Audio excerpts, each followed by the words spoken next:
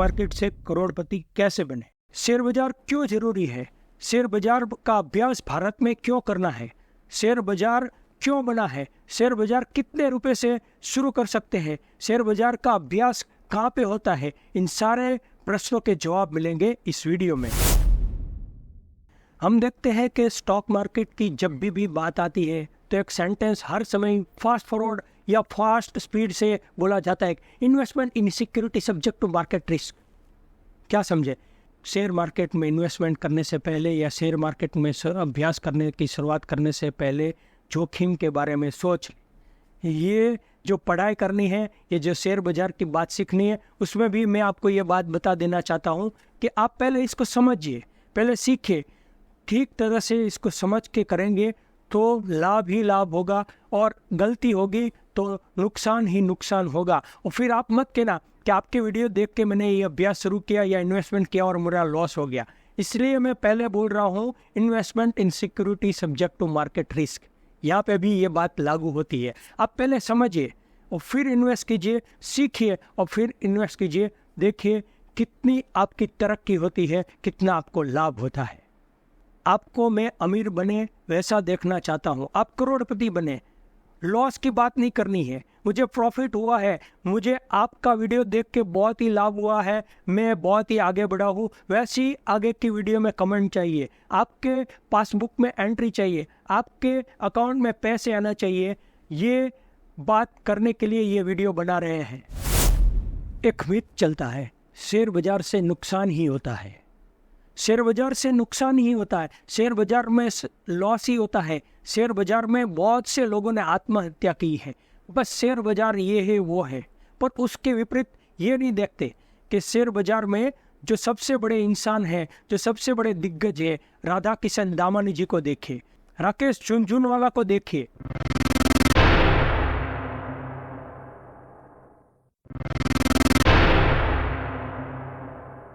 रिलायंस के मुकेश अंबानी को देखें और गौतम अदानी जी को देखें।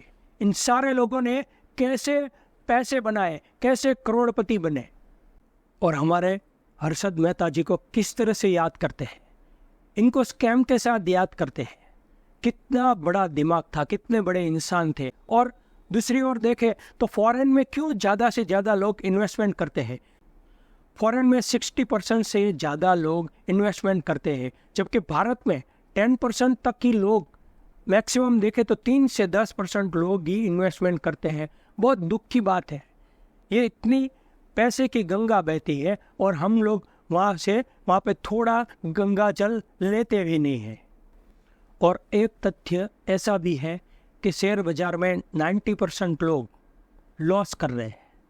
तो उसके विपरीत ऐसा भी है कि बहुत से लोग करोड़पति भी बन रहे हैं। वॉरेन बफेट, दोस्तों ये एक ऐसा नाम है, ऐसी पर्सनालिटी है, उसके बारे में हम बात कर रहे हैं। इनको बोले तो स्टॉक मार्केट की दुनिया के सबसे महान इन्वेस्टर पर्सनालिटी कह सकते हैं। वो दुनिया के सबसे बड़े अमीरों में से एक माने जाते हैं। दोस्तों वॉरेन बफेट ने क्या किया, सबसे कम भाव में या सस्ते भाव में जो मिलने वाला शेयर है उसको सारा जीवन खरीद और मैक्सिमम खरीदते रहे, उसको बेचा ही नहीं। और अब देखिए उनकी संपत्ति कहाँ से कहाँ पहुँच गई। और उन्होंने खुद की कंपनी भी बनाई और इस कंपनी का स्टॉक भी निकला हुआ है। उनकी कंपनी का नाम है बर्कशायर हैथवे, यानी ये जो कंपनी है उसके वो मुख्य कार्यकारी अधिकारी यानी CEO भी है और सबसे बड़े शेयर होल्डर भी वॉरेन खुद है। और फोर्ब्स के अनुसार देखें तो बफेट ने $100 बिलियन से अधिक व्यक्तिगत संपत्ति अर्जित की है। बर्कशायर हैथवे दुनिया का सबसे महंगा स्टॉक है। वॉरेन बफेट के द्वारा संचालित निवेश कंपनी बर्कशायर हैथवे का शेयर मूल्य भारतीय रुपए मुजब देखें तो प्रति शेयर 3.86 करोड़ रुपए प्रति शेयर है और 27 सितंबर 2023 तक यह शेयर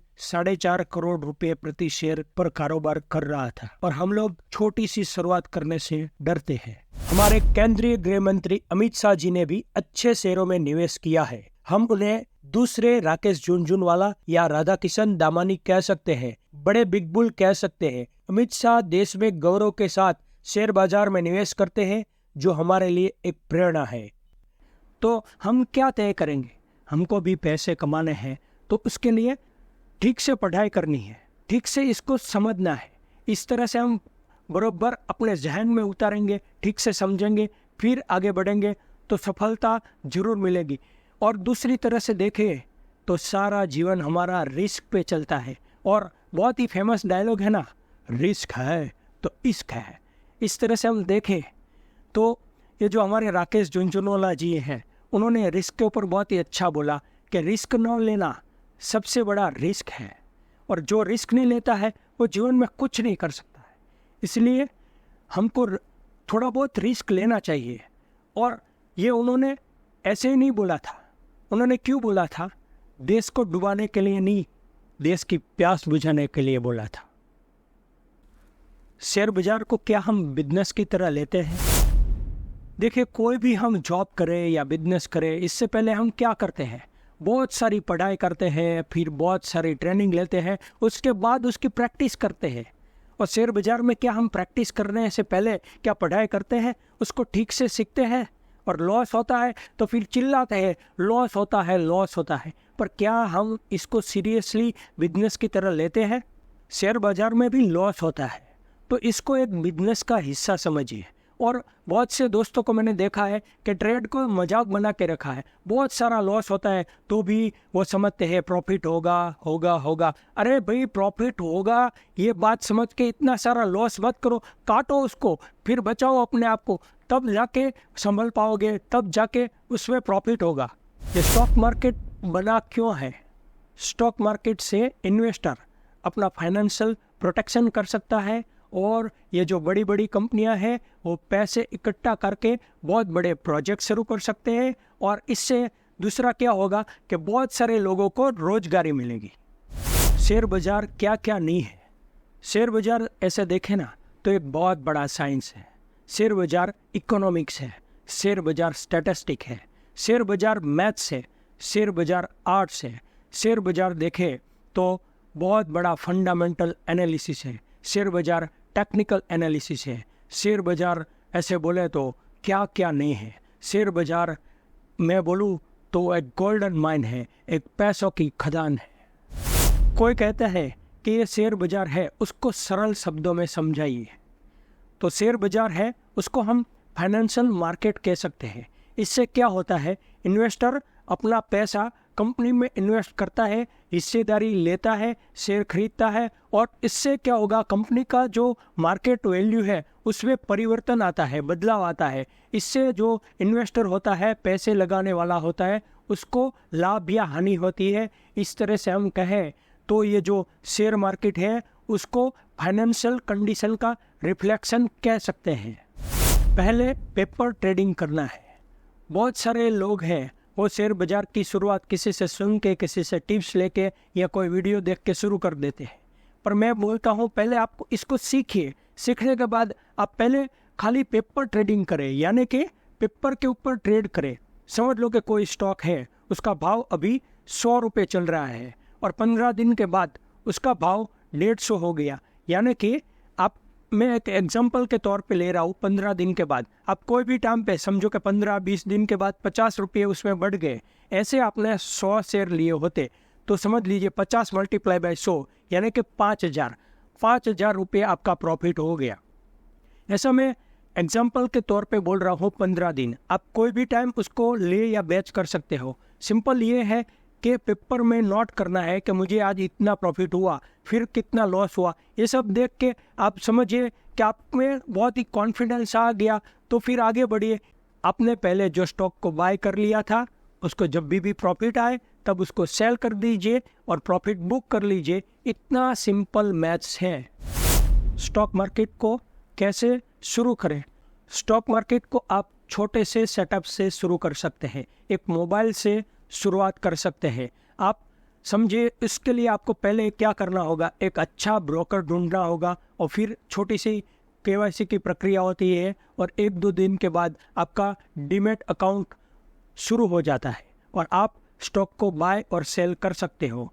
ये जो स्टॉक मार्केट है उसका अभ्यास आपकी बहन, आपका बच्चा, आपकी पत्नी, आपका पति, कोई भी लोग के साथ आप ये स्टॉक मार्केट का काम कर सकते हैं। और ये जो है वो घर परिवार के साथ में प्यारे से एटमॉस्फेयर में हम कर सकते हैं। जब भी चाहे शुरू करो, जब भी चाहे बंद करो, कोई बॉस का टेंशन नहीं, कोई जॉब का प्रेशर नहीं। स्टॉक मार्केट की स्टडी फ्री में की जा सकती है। तो दोस्तों, आप लोग घर बैठे ही किस तरह से ये स्टॉक मार्केट है उसका अभ्यास कर सकते हैं और आप किस तरह से साइड इनकम जनरेट कर सके, आप अच्छे पैसे कमा सके, उसके लिए हमारी टीम प्रयास कर रही है और बहुत ही अच्छी वीडियो बना रही है। और आपको आगे ऐसे अच्छे वीडियो मिलेंगे जिससे आपको कोई भी पैसे दिए बगैर अच्छे अच्छे वीडियो से आप सीख पाएंगे और धीरे धीरे उसमें आगे बढ़ सकेंगे। आपको बस वीडियो देखना है। Fundamental analysis, technical analysis, paper trading शुरू करके आपको शुरुआत करनी है, सीखना है पहले। शेयर बाज़ार की पढ़ाई कैसे की जाती है? तो शेयर बाज़ार की पढ़ाई करने के जो इच्छुक होते हैं, जिसको पढ़ाई करनी है, वो stock market broker, accountancy, economics और बिजनेस एडमिनिस्ट्रेशन जैसे अभ्यास करके वो आप शेयर बाज़ार का स्टडी भी कर सकते हैं। ये जो स्टडी करते हैं उनके पास स्टॉक मार्केट की गहरी जानकारी होती है।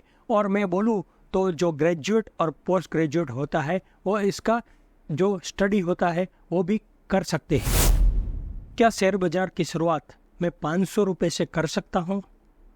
तो उसका जवाब है जी हाँ, आप 500 रुपये से भी इसमें शुरुआत कर सकते हैं। बहुत सारे स्टॉक ऐसे हैं जो 100 रुपये, 150 रुपये, 200 रुपये के हैं, पर ये पेनी स्टॉक कहे जाते हैं, इसलिए मैं इसमें निवेश की राय नहीं देता।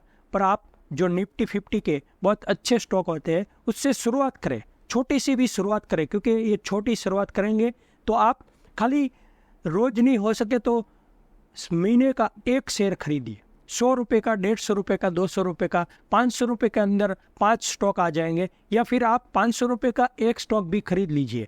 बस आप इतना स्टॉक खरीद के भी शुरुआत कर सकते हैं। बस आपको खरीदना है और अच्छा मुनाफा आए तब आपको बेच देना है, प्रॉफिट बुक करना है, बस इतना सिंपल है।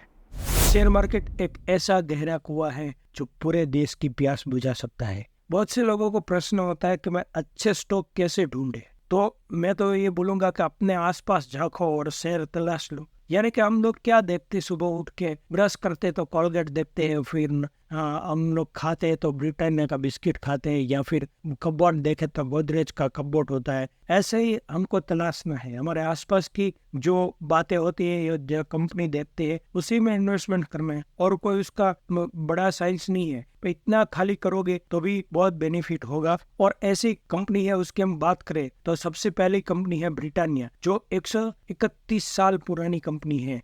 और अप्रैल 2011 में देखो तो वो 200 का स्टॉक था और अप्रैल 14 में देखो तो 450 तक पहुंचा और अप्रैल 2021 में वो 3400 के करीबन उसका भाव हो गया था। यानी कि 28% एवरेज रिटर्न दिया है। और दूसरी ऐसी कंपनी देखे तो आइसर मोटर, जो 75 साल पुरानी कंपनी है, जिसका स्टॉक वैल्यू 2011 में 135 था और अप्रैल 2014 में उसका वैल्यू 600 हो गया और अप्रैल 2017 में उसका वैल्यू 2600 रुपये हो गया। यानी देखे तो 50% एवरेज रिटर्न दिया है ये कंपनी ने। तो ऐसे बहुत सारी कंपनियां, जैसे रिलायंस इंडस्ट्री है, जियो हम देखते हैं, और फिर बहुत सारी रिलायंस की बात होती है तो रिलायंस में इन्वेस्ट कर सकते हैं। फिर फाइनेंस में बजाज फाइनेंस, बजाज फिनसर्व, और फिर हम घर पेंट करवाते हैं, Asian paint, Berger paint, Pidilite, और फिर सॉफ्टवेयर की कंपनी TCS, फिर क्लॉक में Titan, Whirlpool, Maruti Suzuki, Godrej, Nestle, Dabur,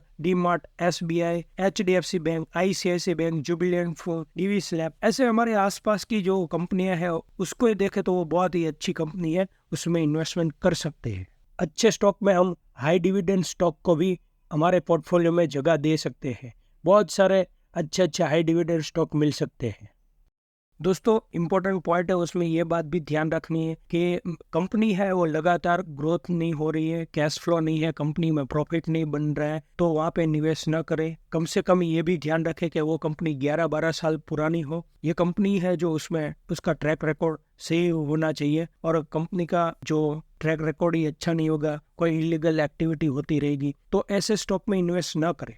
दूसरा, जो कंपनी की ग्रोथ है वो हमारा जो GDP है उसके ग्रोथ से 2 गुनी होनी चाहिए। जितना देश ग्रो कर रहा है उससे 2 गुना या 3 गुना कंपनी ग्रो करती होनी चाहिए। कंपनी जो चला रहा है उसके प्रमोटर पे नज़र रखो, लीडरशिप कैसी है, उसकी ईमानदारी पे सवाल कोई उठ रहा है कि नहीं, ये अच्छे ईमानदार लोग हैं, जो कंपनी में हम इन्वेस्ट करना चाहते हैं उसके प्रमोटर कैसे है उस पे नज़र रखिए, उसकी लीडरशिप कैसी है, ईमानदार है कि नहीं, मैनेजमेंट ठीक होना चाहिए, प्रमोटर की हिस्सेदारी या स्टैक गिने तो 50% से ज़्यादा होने चाहिए, वो अच्छा है क्योंकि उसको इंटरेस्ट भी रहेगा, विश्वास बना रहेगा, कंपनी का रेवेन्यू और उसके यूनिट का रेवेन्यू दोनों बढ़ने चाहिए, यानी कि टोटल रेवेन्यू यूनिट का रेवेन्यू 10% से ग्रो होने चाहिए। और दूसरी बहुत ही अच्छी बात हमने सुनी है, ट्रेंड इज योर फ्रेंड, यानी कि बुलिश हो तब इन्वेस्टमेंट करना है, बुलिश नहीं हो तो नहीं करना है। यानी जो बुलिश, यानी कि देखिए जैसे यहाँ पे हमने एक स्टॉक दिखा है एशियन पेंट, ये कंटिन्यू ग्रो हो रहा है, उसमें बुलिशनेस है, तो ऐसे स्टॉक में इन्वेस्ट करें, और जो गिरता हुआ स्टॉक है उसमें इन्वेस्टमेंट ही ना करें, बस इतना ध्यान रखें। इसलिए अच्छे स्टॉक ढूंढने का जो प्रॉब्लम होता है वो भी मैंने आपको सॉर्ट आउट कर दिया है। अपने आसपास की कंपनी है उसको याद रखें और उसमें इन्वेस्टमेंट कर दीजिए, इतना ही ध्यान देना है।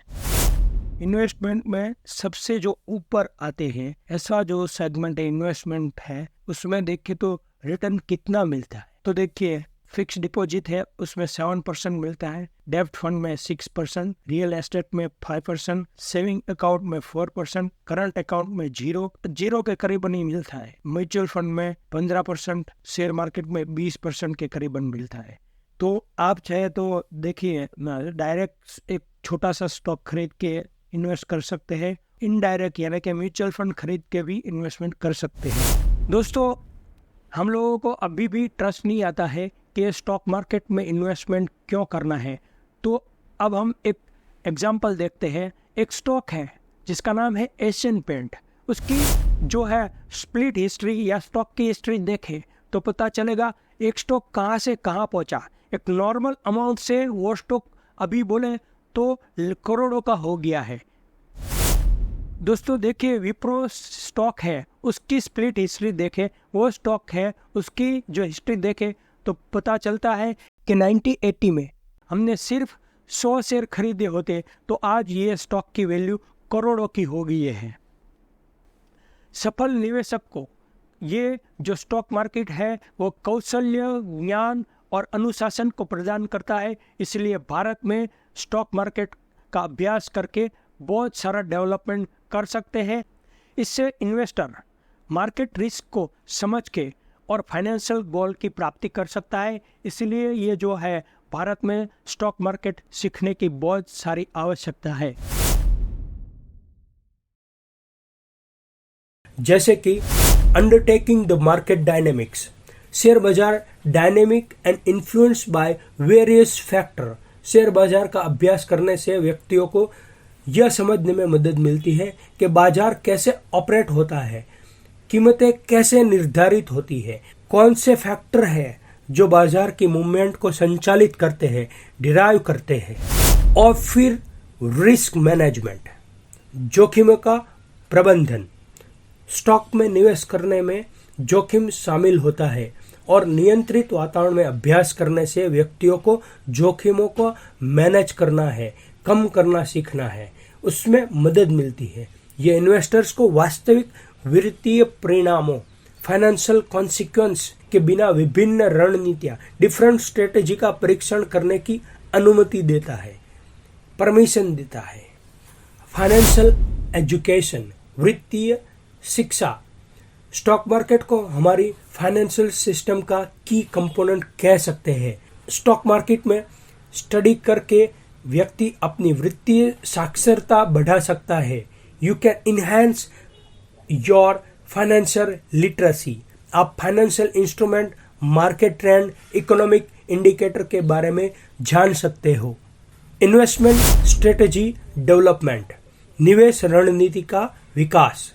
स्टॉक मार्केट में अभ्यास करके व्यक्ति को अपनी इन्वेस्टमेंट स्ट्रेटेजी को डेवलप और रिफाइन करने की अनुमति मिलती है। यह डिफरेंट अप्रोच के साथ प्रयोग करने की अपॉर्चुनिटी देता है। वैल्यू इन्वेस्टिंग, ग्रो इन्वेस्टिंग और कॉम्बिनेशन ऑफ स्ट्रेटेजी, सहनशीलता और फाइनेंशियल गोल के अनुरूप स्ट्रेटेजी का कॉम्बिनेशन कर सकते हैं। मार्केट रिसर्च स्किल, बाजार अनुसंधान कौशल्य। सफल निवेशक के लिए अक्सर मार्केट रिसर्च की अच्छी समझ की आवश्यकता होती है। शेयर बाजार में अभ्यास करने से व्यक्ति को अपने रिसर्च स्किल को सुधारने, फाइनेंशियल स्टेटमेंट का एनालिसिस और विभिन्न कंपनियों के परफॉर्मेंस और संभावनाओं के बारे में जानकारी रहती है। लॉन्ग टर्म वेल्थ क्रिएशन, दीर्घकालीन धन सृजन।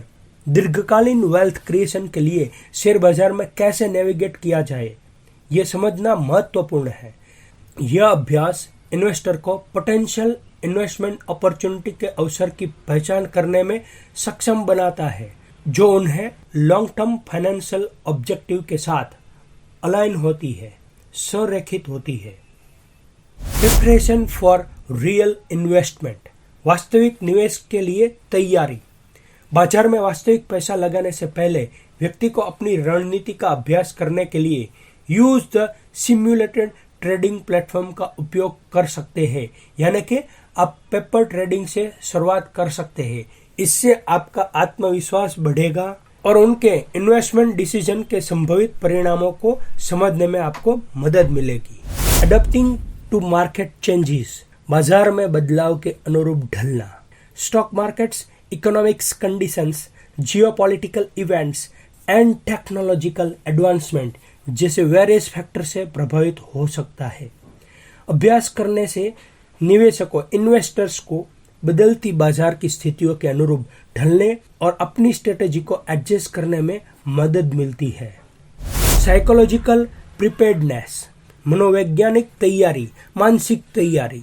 इन्वेस्टिंग करें तब बीच में हमारे इमोशन आ जाते हैं, इमोशन शामिल होती है, और अभ्यास करने से व्यक्ति को बाजार के बारे में उतार चढ़ाव के लिए मनोवैज्ञानिक साइकोलॉजिकल प्रिपेयर्ड प्रॉपर रूप से तैयार होने में मदद मिलती है, मानसिक तैयार होने में मदद मिलती है। इस तरह से अनुशासन और भावनात्मक नियंत्रण व्यक्ति सीख सकता है।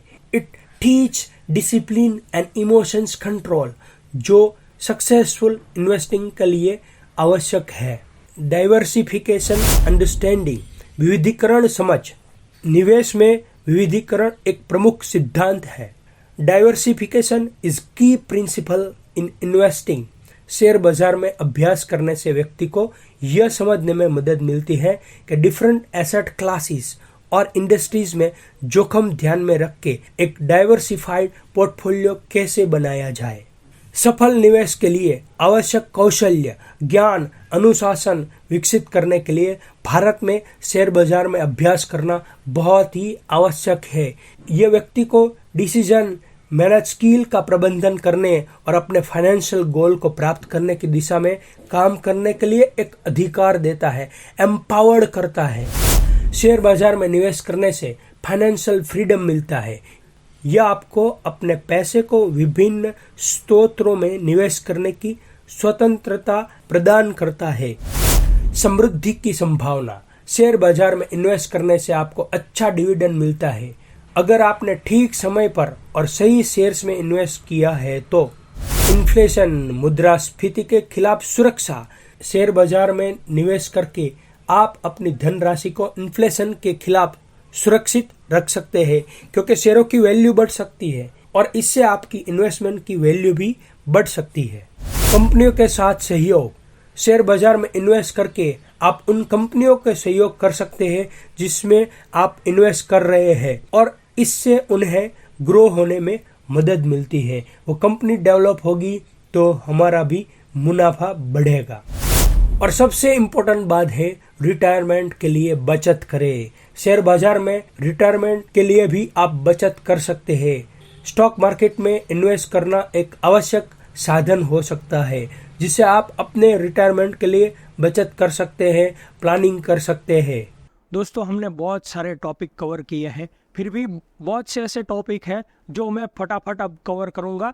और देखिए, भारत में ये जो स्टॉक मार्केट है उसका अभ्यास क्यों करने की आवश्यकता है, इसके बारे में हम जानते हैं। जिसमें पहला टॉपिक है, शेयर बाजार में इन्वेस्टमेंट के माध्यम से करोड़पति बनना या मिलियनर बनना ऐसा लक्ष्य है जिसकी कई लोग इच्छा रखते हैं, लेकिन इसके लिए केयरफुल प्लानिंग, डिसिप्लिन, एग्जीक्यूशन और फाइनेंशियल मार्केट की अच्छी समझ की आवश्यकता होती है।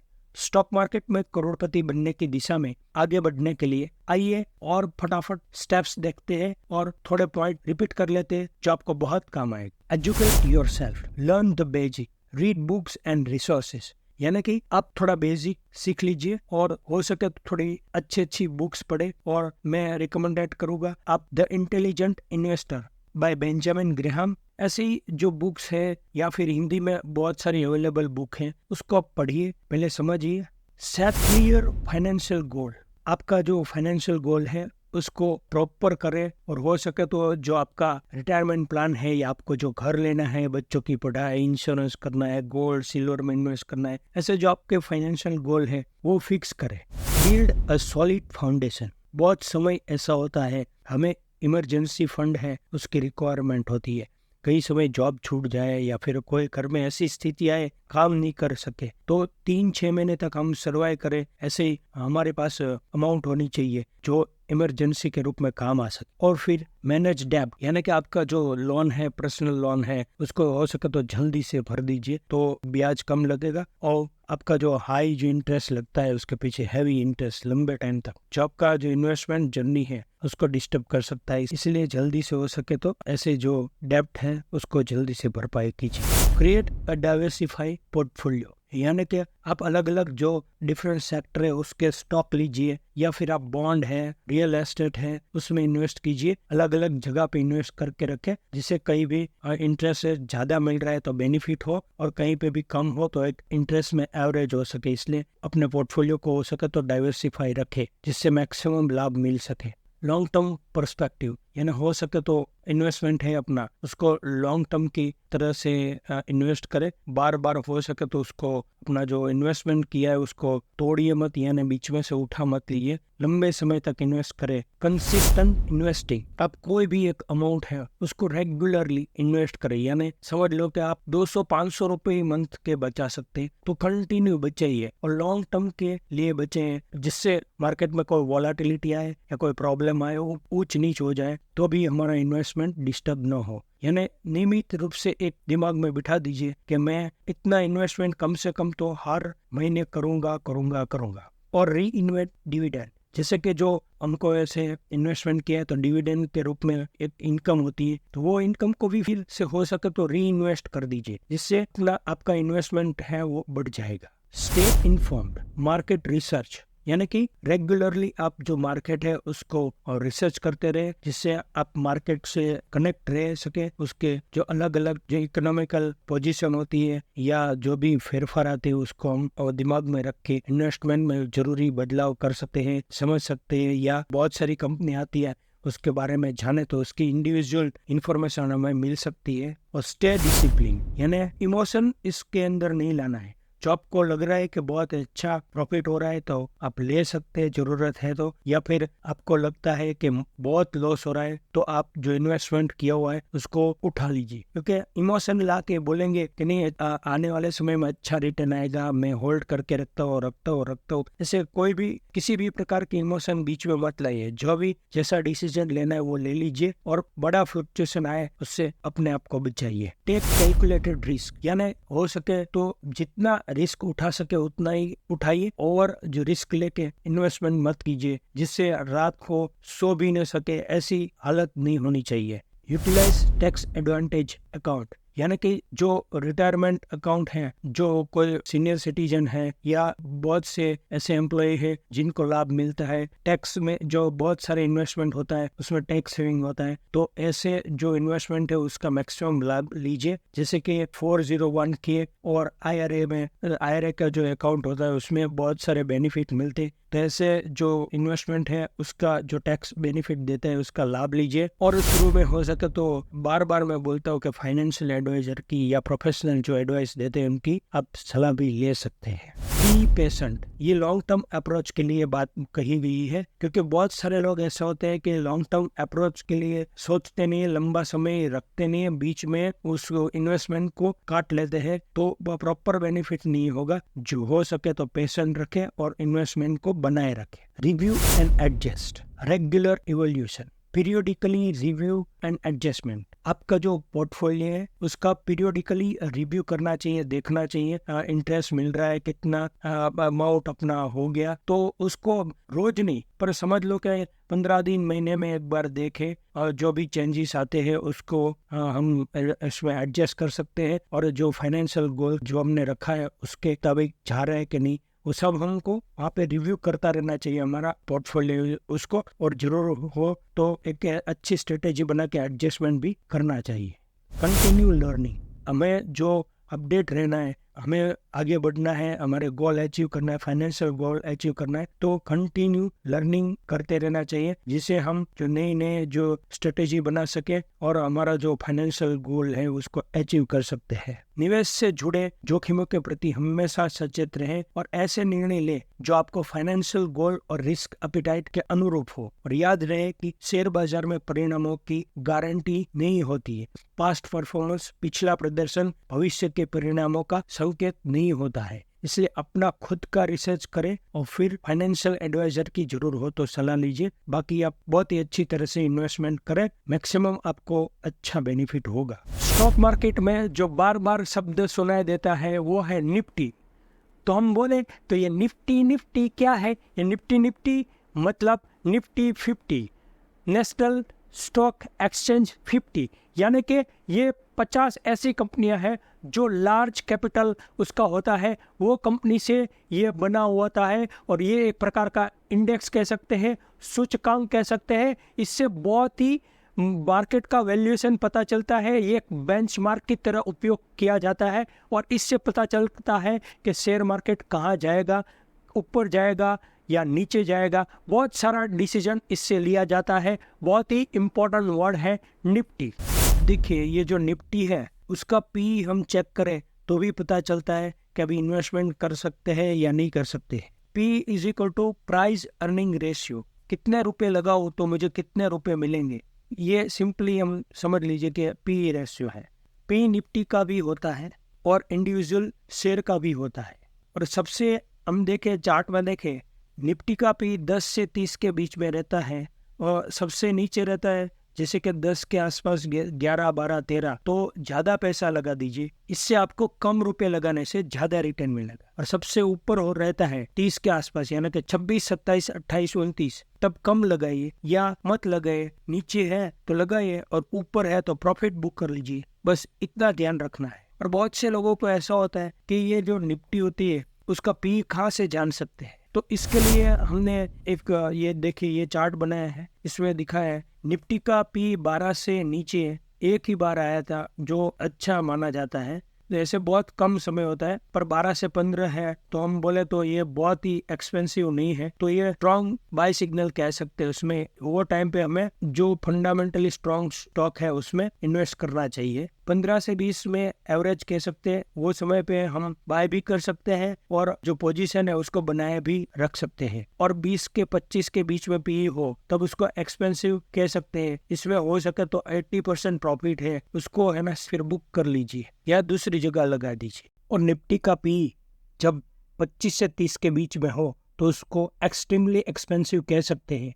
वो समय पे हम प्रॉफिट बुक कर सकते हैं या फिर री एंटर के लिए राह देख सकते हैं। इसलिए 10 से 30 के बीच में ये जो पी होता है उसमें ये सब हमको डिसीजन लेना होता है। दोस्तों निफ्टी का पी रेशियो देखने के लिए आपको बहुत सी वेबसाइट मिल जाएगी और एनएससी की साइट पे भी आप देख सकते हो। और आपको नहीं मिल रहा है तो आप सर्च करेंगे तो बहुत सी साइट मिल जाएगी। आपको नहीं मिले तो एक साइट बताता हूँ जिसका नाम है प्राइम इन्वेस्टर। ये साइट के ऊपर बहुत ही अच्छी तरीके से ग्राफिकली प्रेजेंट किया है और निफ्टी का पी क्या है उसके ऊपर देख सकते हैं। बाकी इजीली एनएससी की साइट पे भी मिल जाता है। बहुत अच्छी जो साइट की बात करें तो मनी कंट्रोल बहुत ही अच्छी साइट है जिससे हम बहुत सारे स्टॉक मार्केट की इन्फॉर्मेशन मिलती है।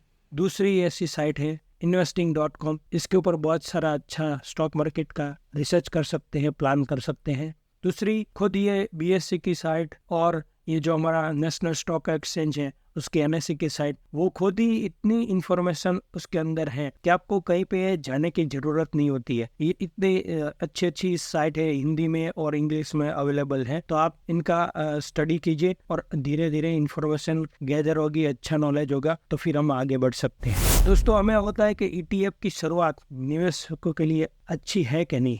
तो जो लोग शुरुआत कर रहे हैं, शुरुआती लोग हैं, उसके लिए ETF सबसे अच्छे निवेशकों इन्वेस्टमेंट में गिना जाता है, कह सकते हैं। क्योंकि ये जो है बहुत सारा जो जोखम होता है, रिस्क होता है, वो इसमें कम होता है। इसलिए आपको इससे अच्छा जो डाइवर्सिफाई पोर्टफोलियो बना सकते हैं और ETF के बहुत ही ईजी तरीके से कम अमाउंट से आप इन्वेस्टमेंट कर सकते हो। ETF के लिए मैं investing.com की साइट पे ही आपको बताता हूँ कि ये जो देखिए यहाँ पे ऐसे जो टॉप गेनर्स इंडियाज ETF लिखा हुआ है, यहाँ पे आप देखें तो बहुत सारे ETF और उसकी प्राइस देखिए। ये फर्स्ट जो DSP निफ्टी प्राइवेट बैंक है, तो प्राइवेट बैंक से ये बना हुआ ETF है जिसकी कीमत नियरली अबाउट 25 रुपीज है और वो अच्छा रिटर्न दे रहा है। फिर मोतीलाल ओसवाल के बहुत अच्छे बने हुए हैं। फिर मिराई एसेट के गोल्ड, आपको लग रहा है कि गोल्ड में अच्छा तेजी आने वाली है तो आप उसमें इन्वेस्ट कर सकते हैं। सिल्वर आपको लगता है तो सिल्वर में, और जब भी चाहे बाय कर सकते हैं, जब भी चाहे सेल कर सकते हैं। इसलिए बहुत ही इजी है और ETF है वो स्टॉक की तरह आप बाय सेल कर सकते हो, आपका वो कोई झंझट नहीं है। म्यूचुअल फंड में क्या होगा कि आपका जो कमीशन या फिर आपको जो उसकी जो प्राइस है जब सेल करने जाओगे तब भी लगेगी। तो इसमें क्या होता है, आपको कोई भी दूसरी कोई चार्जेस नहीं देना है। नॉर्मली स्टॉक की तरह बाय और सेल कर सकते हो, जब भी चाहे आप अच्छा होल्ड करके रखोगे तो अच्छा उसमें रिटर्न भी मिलेगा। तो फिर से मैं कह रहा हूँ कि बहुत ही नॉमिनल आपके पास नॉर्मल अमाउंट है, इससे भी इन्वेस्टमेंट स्टार्ट कर सकते हैं। बहुत समय लोगों को लगता है कि सेंसेक्स में इन्वेस्टमेंट करना है, तो आप सेंसेक्स में भी इस तरह से आप इन्वेस्ट कर सकते हैं। ये जो बॉम्बे स्टॉक एक्सचेंज है उसकी 30 कंपनी, जो बड़ी 30 कंपनी है, उससे बना हुआ है। और इससे आप जिस तरह से हमने ये ETF में और ऐसे इन्वेस्ट किया, इस तरह से सेंसेक्स में भी आप इन्वेस्ट कर सकते हैं। दोस्तों, हमने एक सेंटेंस सुना है, बार बार सुना है कि चैन से सोना है तो जाग जाओ। वैसे ही मैं कहता हूँ कि चैन से जीना है तो जाग जाओ। दोस्तों, आपको सिर्फ इन्वेस्टमेंट करना है, छोटी सी शुरुआत करनी है, बहुत ही अच्छा वेल्थ क्रिएशन होगा। आज से उसकी शुरुआत करें।